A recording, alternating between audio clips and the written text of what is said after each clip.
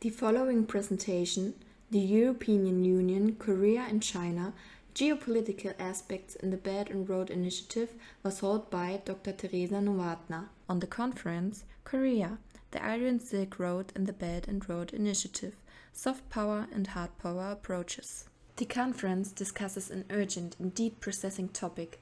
How can middle powers like South Korea and Germany benefit from closer economic and political linkages across the Eurasian landmass, in particular the Belt and Road Initiative, dominated by China? Should they rather jump on the bandwagon or should they follow distinct own initiatives, either in their region or interregionally? So yes, as Dr. Zelgas Bernhard mentioned, I will look at geopolitics again. So from sort of the soft power politics back to hard power politics, but I actually would like to talk about sort of mixture of the two. I'm not an expert on China or the BRI, but I work much more on EU and Korea relations. You can have a look at the website of the institute that I work at FU Berlin, and as well as on my at my previous project, which was on EU North Korea relations. I'll just leave it here because I think then the presentations will be available online, so you can look at it, as well as some of my publications.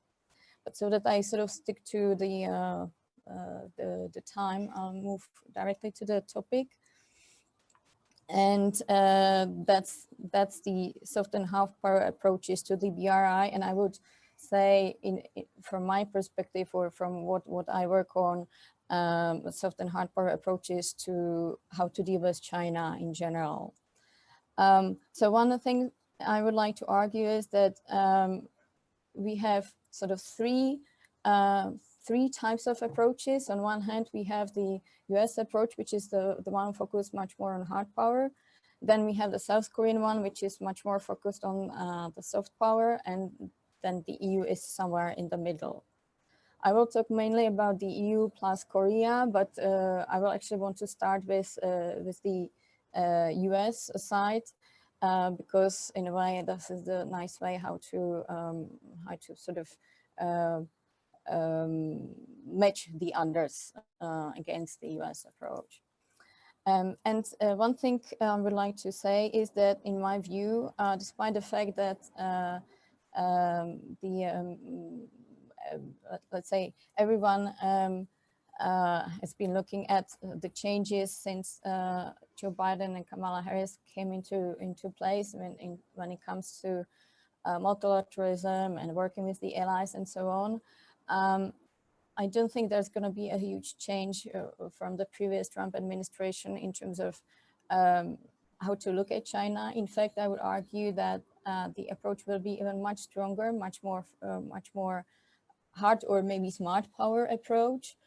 And in a way, because of that, it will be quite difficult for the US allies, both in Europe and in Asia, how to sort of deal with this. Of course, we don't have US strategy on China yet, and we don't have a US strategy on North Korea yet either. But we've already had some signs which way this goes from different statements by especially Secretary of State Blinken or Secretary of Defense Austin.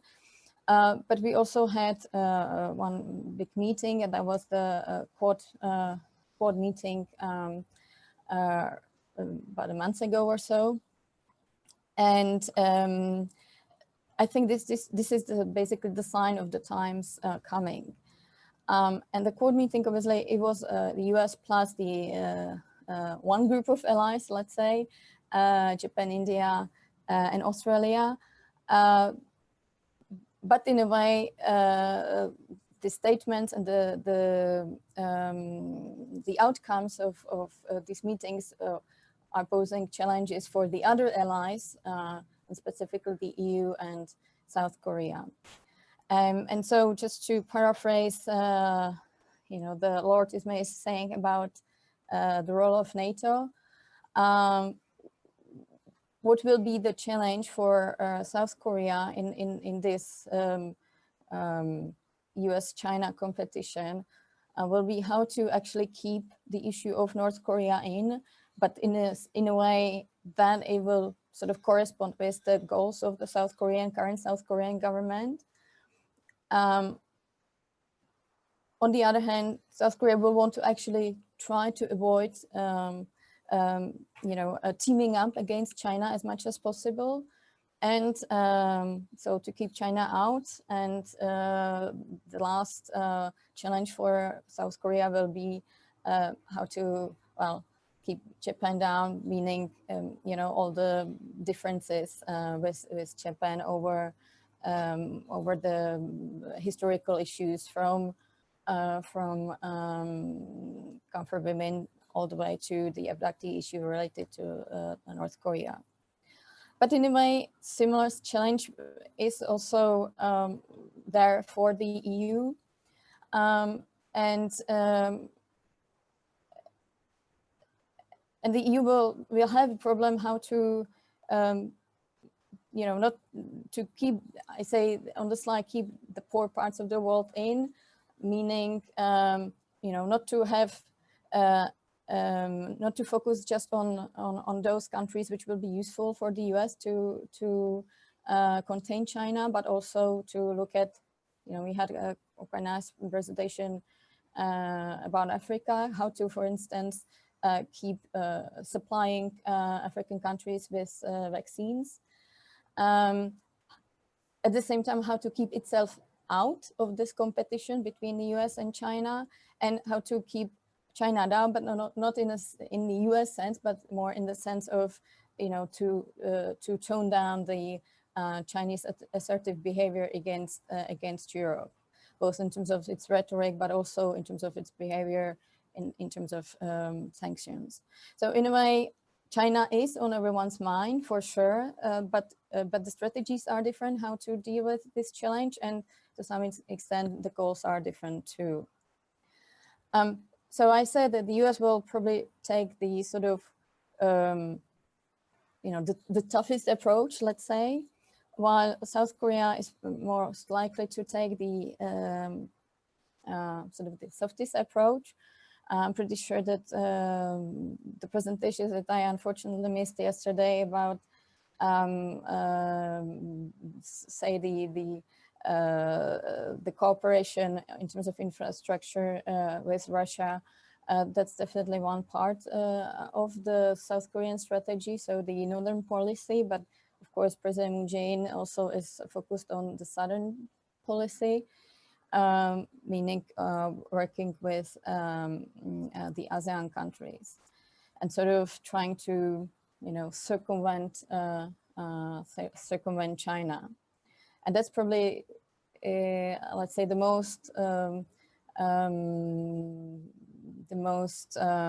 specific policy at the moment to contain China. Also because, of course, the Moon's government is aware how things turned when the previous government agreed to deployment of THAAD, and how strong the Chinese reaction was. But now to the EU side, and that's sort of, in my view, the mixture of the soft and maybe more hard power approaches. The advantage of being sick one day was that I managed to read through the very latest strategy that the EU put out just 2 days ago, and it's Indo-Pacific strategy, or rather the Council conclusions on the Indo-Pacific strategy that should be developed until I think it's September of this year. And that's really, it is really a mixture of hard and soft power, in the sense that there's discussion of cooperating within the Indo-Pacific, interlinking Europe and Asia. There's lots of focus on sustainability, green growth, and so on. But at the same time, the EU is indeed saying that it's going to protect, maritime routes, and that it's going to try to put an emphasis on a free navigation. And in a way, this Indo-Pacific strategy is sort of in the middle between the two previous ones. The one which is probably most related to the BRI is the EU's connectivity strategy from 2018, which was to some extent in response to BRI, although everyone in Brussels would tell you, no, it's not our BRI, but it is a discussion about how to connect Europe and Asia. And there's at the moment lots of discussion how to expand this connectivity, EU-Asia connectivity strategy to just a broader EU connectivity strategy, so to make it more global. So there would be more on that sort of soft side of the things. The other aspect is, as you can see here, a copy of a tweet of Charles Michel, the president of the European Council, when he announced that EU has created its 11th strategic partnership with ASEAN in December last year. So in a way, that's the best sort of complement of what President Moon is doing with his southern policy. But let's say so far the toughest document on the EU side is the EU-China strategic outlook that also came out, I think, in 2019, which famously identifies China as a negotiating partner, economic competitor, and systemic rival. And this term systemic rival created lots of, I'd say, discontent on the Chinese side. But at the same time, I found very interesting that if you look at some of the recent statements by the US administration, especially Secretary Blinken, Secretary of State Blinken, it seems like that the United States, to some extent, is using similar rhetoric, talking about, confronting China where you must and cooperating where you need. So, sort of slightly similar, let's say, terminology. Now I would like to look at a few areas where these strategies sort of overlap or intertwine, and especially look at how EU and Korea can deal with these fields or policies. So I will look primarily at health, trade, climate action, and I don't want to talk too much about people to people because Julian already talked about this, but I'll just mention a few words. So maybe first on the health issue. Obviously, COVID-19 has created quite a new environment, which I would split now into two periods. The one, related to how to deal with the COVID, and the other period now, how to deal with the vaccinations. Where in the first period, it was quite clear that the EU or the US realized that there is quite clear dependence on the supply chains from China. There's a picture of the Czech government, prime minister and interim minister who came to welcome a big plane supplying surgical masks to the Czech Republic. So obviously it went to in some countries it went to such let's say great extent that it created such PR situations. But now the focus has shifted much more to the vaccination issues, and although there's been lots of criticism about the slow pace in Europe, actually Europe has been quite strong when it comes to the exports of the vaccines and supplying especially the poorer countries through the COVAX mechanism around the world. So you see few charts. One showing that it is the EU and China also which supply its vaccines. Obviously, one question is, does China do it for the good heart of the Chinese people, or is it because of new sort of vaccine diplomacy after mass diplomacy? But you can see that, for instance, the United States hasn't been exporting anything yet. So now the question is how this all will fit into this sort of geopolitical competition. Will the EU's approach to sort of supply one third, 40%, well, almost 46% to the world reflect somehow in its picture in the world, and how is this gonna fit also with the with, say, the decision of the Quad supply Asia with huge amounts of vaccines, but only after the whole United States is vaccinated, and secondly, only to those sort of friendly countries. The second issue, the second field which I would like to mention is the international trade, which obviously has gone through quite a bit of turmoil under the Trump presidency. There is quite a bit of calming down nowadays. And there is also interesting sort of intertwining of EU in terms of its free trade agreements that have already been mentioned, but also how this all fits with also the attempt to complete the EU-China investment agreement in December last year, which obviously still awaits ratification. And given the fact that China has reacted to the EU sanctions on human rights by sanctioning members of the European Parliament who are actually voting on this investment deal, it is quite, in my view, a bit unlikely that the deal will go through unless there is some kind of a change in these sanctions.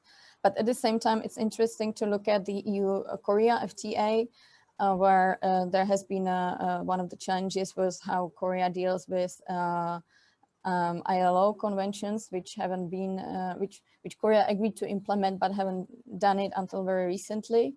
And in a way, European Commission is now trying to say, well, because of the sort of dispute settlement mechanism in the EU-Korea FTA, we can see how this mechanism could potentially be used for the EU-China investment agreement.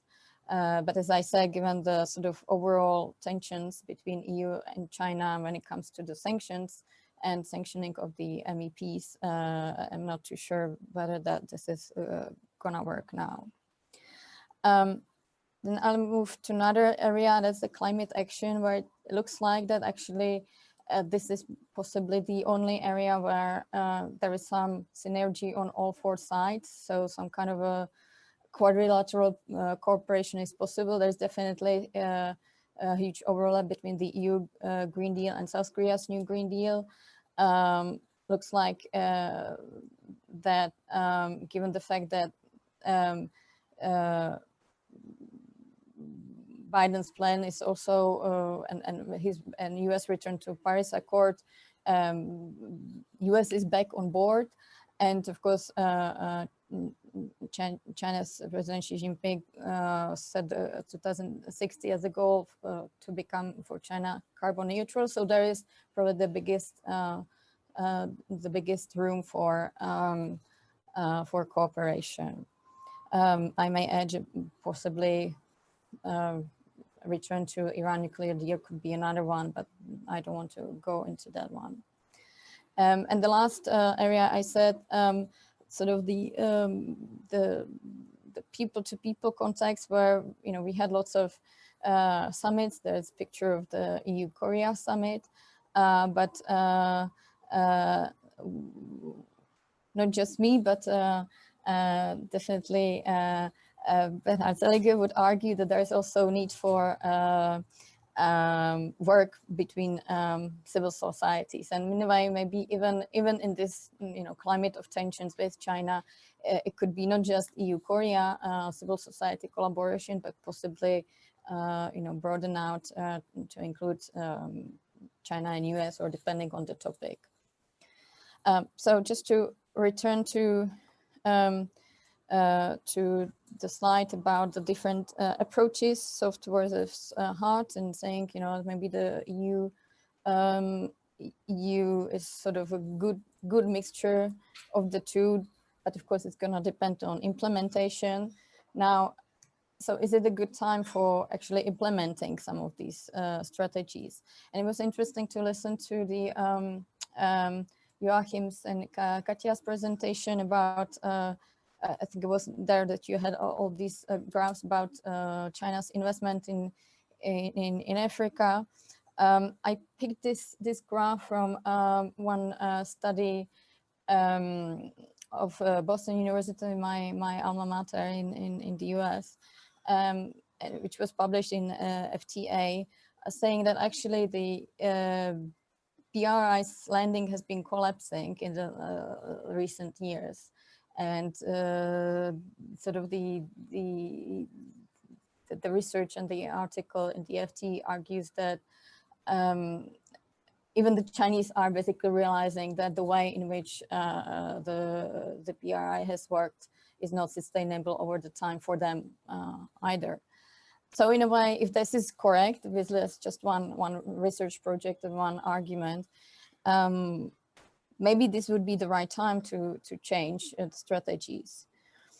And so my last point, so maybe combining all these different approaches, not just looking whether it's soft or hard, but sort of to combine all of them, look at the civil society, look at strengthening of existing partnership. Maybe that's the good way forward, and maybe as an unintended consequence, in the end, we can support EU-Korea partnership even more than it has worked so far. And I'll stop here. Thank you.